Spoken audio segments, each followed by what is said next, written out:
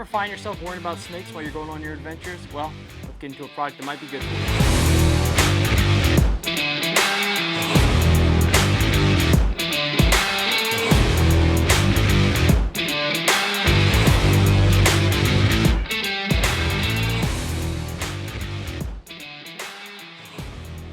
What's up, everybody, and welcome back to Outdoor Gear. My name is Aaron Bottoms, and today we're going to get into a product that mainly revolves around anyone worried about snakes, especially those adventuring out in warmer weather, and you may go into the woods and have to deal with those no-legged creatures.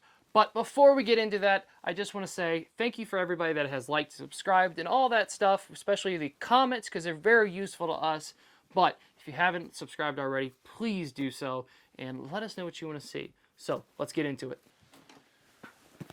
More precisely, we've got the Rattler brand snake-proof gaiters. And if you don't know what gaiters are, they essentially wrap around your calf, your ankles, protect you from anything that is on or around your shin, anything like that. Now, I've worn a few gaiters. They're not the most comfortable thing to wear, considering you can get snake-proof boots, which maybe we'll get into those at some point. But this is something you can easily slap on, take off. You know, if you know you're going somewhere where there may be snakes, you can throw it on and move about, and you're not going to have too many issues. When you're done, you peel them off. But let's get into it and see what they're made of.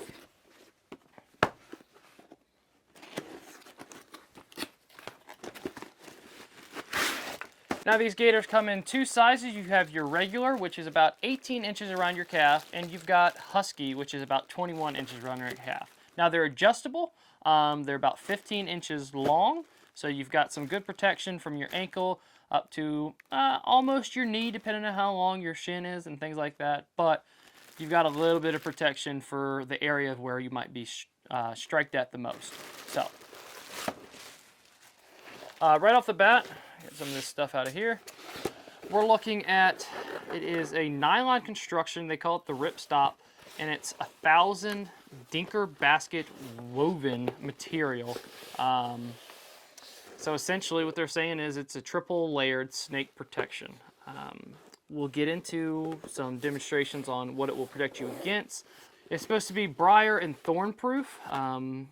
Instead of going through briars and thorns, we'll go a little bit more drastic, and we'll take this and we'll run a knife across it and see if it tears, rips, anything like that, because that's going to give a good indication of being briar and thorn proof. We'll also try to puncture this, which will act as the fangs on a snake, especially a venomous one. But let's see here. You've got your adjustable clamps back here. You've got a button and Velcro. Now, personally, right off the bat, that's not my favorite thing. I've had some where you actually have your buckles, where all you do is buckle it together and pull it tight. And I find those to be pretty good, but we'll see how these feel on us. But you got a Velcro, you got to put your button down, and then you have to run your strap through every time you do this, which can be a pain. It takes a few more minutes to take them on and off. Maybe not minutes, but a few more seconds to take them on and off. And typically, when you're wearing this kind of gear, it's warm outside, and your legs are going to get hot, your calves are going to get hot, they're going to sweat, and you're going to be so sick of it that you're going to want to rip these things off as quickly as possible. But that's one downside. It doesn't have the buckles like I prefer, but if you prefer the Velcro, it's whatever you like. But depending on how it does, maybe the Velcro is not going to stretch as much when we put them on. It's not going to bend with us, but we'll get into that. They also say they're water resistant. Now, to me, that's not such a big deal, because if we're worried about water, you know, our pants, we're going to wear some sort of rain gear up top. But if you're walking through wet grass and things like that, it's an extra layer to keep you from having to deal with a wet foot or a wet ankle, whatever it may be. And again, these are to replace snake boots. So I'm going to wear just a regular tennis shoe, Croc, whatever I have on, and show you what kind of protection we're going to get when we get to that portion. Let's go outside and do a couple tests on it. All right, so with just having Crocs on, we'll show you what we're dealing with. When you put them on, you're gonna have to wrap your leg, and typically you'll have ankle boots on. But again, we're just gonna demonstrate what we have on currently. I'm not very small, but I'm not very big anymore, thankfully. And these fit pretty good. I mean, they're not super tight. Oh, there we go. I got worried for a second they were going to get tight. And your button back here. There we go. So, that's typically what we're dealing with. That's at my knee to my ankle. And again, you'll typically have something on your foot, an ankle here, as such a boot. However, if they're snake proof, that's up to you to decide. Now, bending wise, not too bad. If I need to bend down, they stay pretty tight. It's not the most comfortable thing, but it's not the worst thing.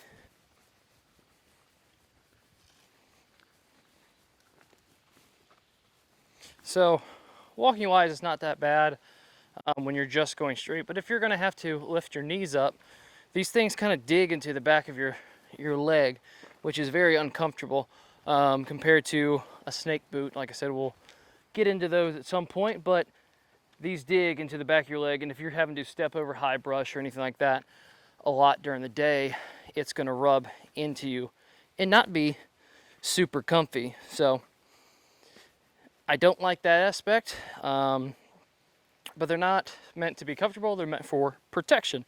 Keep that in mind when you're going out and trying to find snakes, or snakes trying to find you. You want protection instead of comfort, but if you can have both, I always go with both. So not super comfortable to walk in, but is what it is. Definitely think if a snake was going to bite me in my calf, I would have protection. All right, so we'll put our left foot in and we'll shake it all about, but we want to test the water resistance here, so I went ahead and put my work boots on, and we'll see if my leg gets wet. Now, you'll be walking forwards for the most part, so the Velcro in the back shouldn't be a big deal, but it is something to keep in mind if you're going to try to step down anywhere. It's water resistance. If it comes up from the bottom, your foot's getting wet. But as you can see, it's running off very well. I don't feel like my leg's getting wet, but to show the world and to not get my leg wet from the backside there, we're dry. Very dry. So that works. So to demonstrate how much protection these bad boys actually have, let's go ahead and we will take our knife and our ice pick and see what kind of penetration we can make on these guys. Which I think is the fun part, because now we get to be acting as the snake. So I'm gonna grab this knife over here. Let me try a couple different knives, but taking the tip.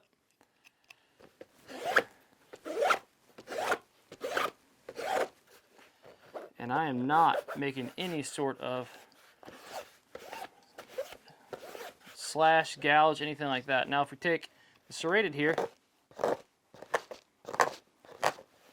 just lightly go across.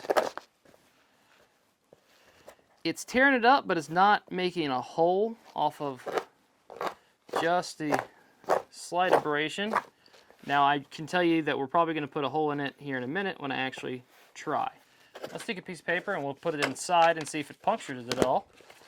And as you see, this is the wet one and it's completely dry inside here. So put that paper in, flip her back over.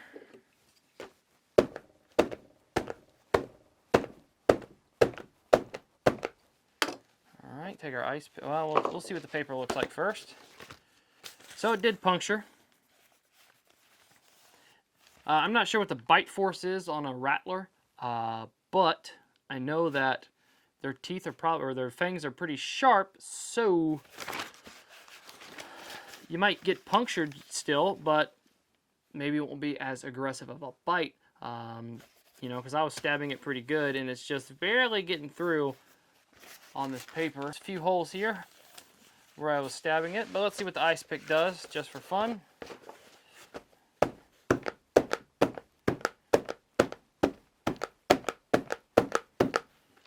See what we got. That didn't even go through. That didn't puncture at all, which is cool. Let's try a little bit harder. And let's see what that looks like if a fang comes through here. So as you can see there, it made it through, but just the tip of it.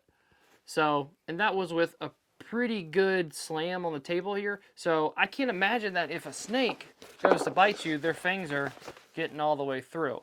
Even if they're very sharp, this nylon material is got a good backing to it. So, hey, other than the fact that they're not super comfortable, I think they're protective. I don't think you're going to have an issue with a snake getting through, but let's take the serrated edge one more time and just put a hole in it there, just for fun. So we've got our hole. Let's see if we can show you the material here. Even with the serrated hole, I mean, it was hard to push through, and it closes back up pretty good. So that when, or if you get a hole in them, it's still going to have protection in that area. You know, I would still wear these without hesitation. I don't think a snake is going to... There's a chance. There's always a chance that a snake could get his fangs through this hole, but I don't think they're going to be that accurate in their shot, and they're not going to pinpoint out that, hey, look, there's a hole there. Let's... Gotcha. So, not too bad. They're plain and simple. It's an easy product to look at. Let's see. The slogan is, so tough, they're guaranteed snake proof. I'm not going to chance it. I don't want to hang out with snakes and find out what they really are made of. So for the low price of $57, you can get yourself some snake gaiters and feel very protected when you go on your walks or hikes or just meander through the woods. I've seen reviews of people wearing them in the safari and in Africa and worried about black mamas and things like that. So if you're willing to go up against a black mamba, good for you, bud. I'm not really going to go against that and put those things through the real test. But definitely check them out. Check out snake boots as well. They're more comfortable in my opinion. You're not going to have to deal with the top of it digging into the back of your leg. And I'm only 6 foot tall, so I don't have a very long shin. I have an average shin. If you're a very tall person, maybe not have that problem. If you're very short, you're definitely going to hate these because they're going to dig into the back of your leg very simply and very easily. So if you're below 6 foot, beware. But they're good, they're convenient, they're easy to have. If you are working in the kind of field that I work in, environmental and things like that, we go from just regular industrial work to having to walk around the woods, and you can slap them on and go about your business, no problem at all. But please like, subscribe, let us know what you want to see. We're getting into these videos more, and we're getting more views and things like that, but we're not getting the comments we need to know what you want to see. So if you like what we're doing, if you have subscribed, awesome. If you haven't subscribed, please subscribe. Let us know what you want to see. We want to do things for you and get the reviews done so that you know what you're going to put your money toward. Thank you for watching. Hope you enjoyed, and we'll see you on the next one.